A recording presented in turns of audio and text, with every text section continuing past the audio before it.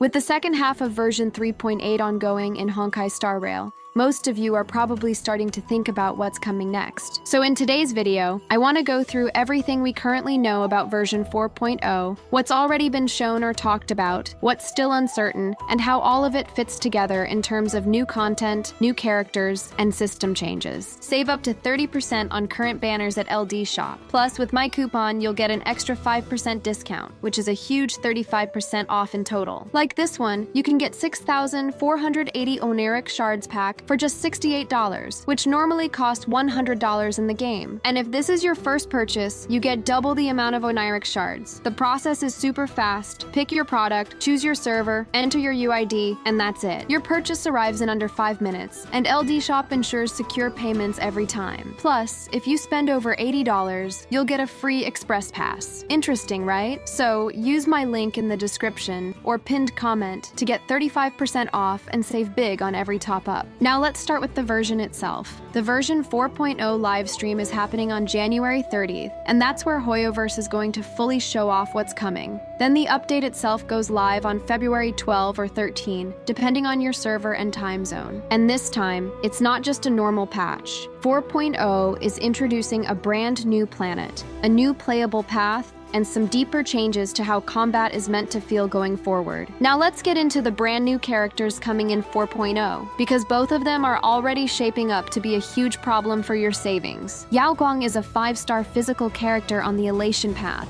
and her role is clearly designed as a support rather than a main damage dealer. Her kit focuses on enabling Elation teams by increasing Elation scaling, generating punchlines, and turning normal team actions into additional sources of damage. Her skill creates a zone effect that stays on the field across multiple turns. While this zone is active, allies gain increased Elation scaling based on Yao Guang's own stats. This makes her a foundational unit for Elation teams, in the same way early Harmony characters define team structures in older versions. She doesn't need to stay on the field constantly, and that's intentional. Her value comes from being present and shaping how the team functions, not from taking a lot of turns herself. Her ultimate adds additional Elation damage triggers after allies attack, and those triggers interact with skill point usage. In simple terms, when your team spends skill points, you get extra Elation damage instances. This pushes teams toward active play instead of hoarding resources, which fits perfectly with what Elation is supposed to be. On the other hand,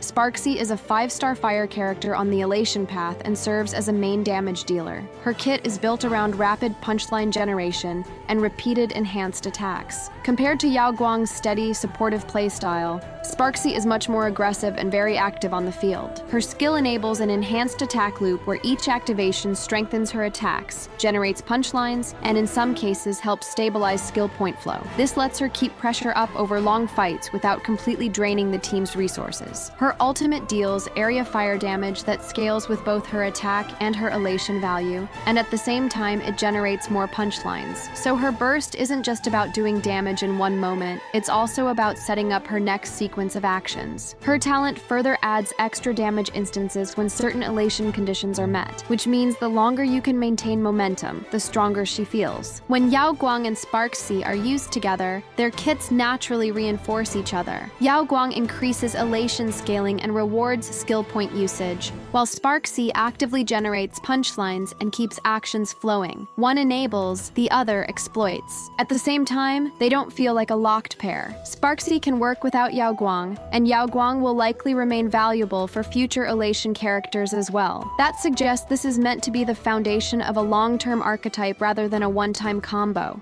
The main story of 4.0 takes place on a new planet called Plane Arcadia. This is a full-scale exploration zone, not a small side area. It comes with its own environments, NPCs, enemies, and boss encounters. The theme of this planet is very closely tied to the concept of Elation, and that's important, because this is the first time Star Rail is really building an entire region around a path philosophy, rather than just adding a path into existing content. From what we've seen, Plane Arcadia leans heavily into spectacle, performance, and exaggerated emotion, and that shows up not only in the visuals, but also in enemy behavior and boss mechanics. One of the major bosses in this region has both a standard version and a more advanced fight. continuing Star Rail's recent trend of designing encounters that test mechanical understanding rather than just raw stats. The biggest gameplay change in 4.0 is the introduction of the Elation path as a fully playable path. Elation works around a resource called punchlines. These are generated through specific actions, skills, and character mechanics, and they're shared within Elation-focused teams. Instead of rewarding slow setup or very strict rotations, Elation rewards momentum. The more actions you take and the more active your team is, the more value you generate. This is very different from paths like Destruction or Nihility, which focus more on sustained pressure or harmony, which focuses more on planning and timing buffs. Elation is meant to feel fast, expressive, and explosive.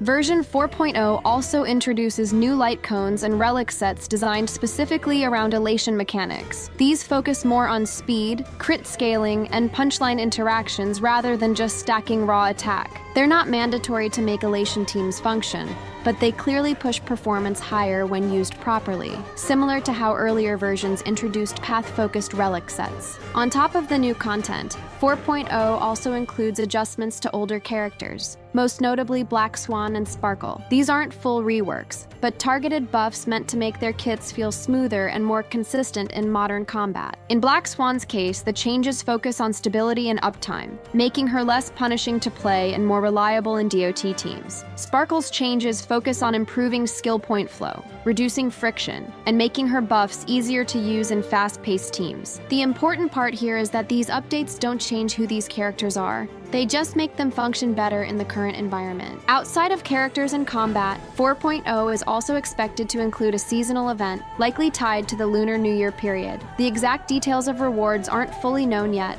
but updates like this usually come with special activities and at least one notable free reward, so it's something worth keeping an eye on. There's also talk about a new pom-pom-style AI or assistant system being added. From the way it's described, this seems more like a quality-of-life feature than a story character, possibly helping with things like team suggestions, system navigation, or content recommendations. We don't know exactly how deep it will go yet, but it fits the general direction of making the game easier to manage as more systems get added. Some of the longer-term modes are also expected to receive updates or expansions in 4.0. Star Rail has been gradually evolving these systems instead of leaving them behind, and this looks like another step in that direction, even if the exact details aren't fully clear yet. There's also discussion about a new dice or chance-based side mode or event. Right now, information on this is very limited, so it's better to think of it as an experimental addition rather than something we fully understand. Still, it suggests that 4.0 isn't only about story and characters, but also about trying new gameplay ideas. Alongside all of that, there are signs that the Stellar Convergence shop may receive updates or new additions in 4.0, continuing the pattern of slowly expanding long-term access to certain characters or resources. There will also be the usual login event that gives pulls, plus multiple story-driven side activities tied to Plane Arcadia, as well as some interface and upgrade system improvements meant to reduce friction and make progression smoother. When you put all of this together, version 4.0 isn't just introducing a new planet or a new path. It's changing how combat flow feels, adding a new team archetype, smoothing out older characters, and expanding several systems at the same time. So let me know in the comments which part of 4.0 you're most interested in,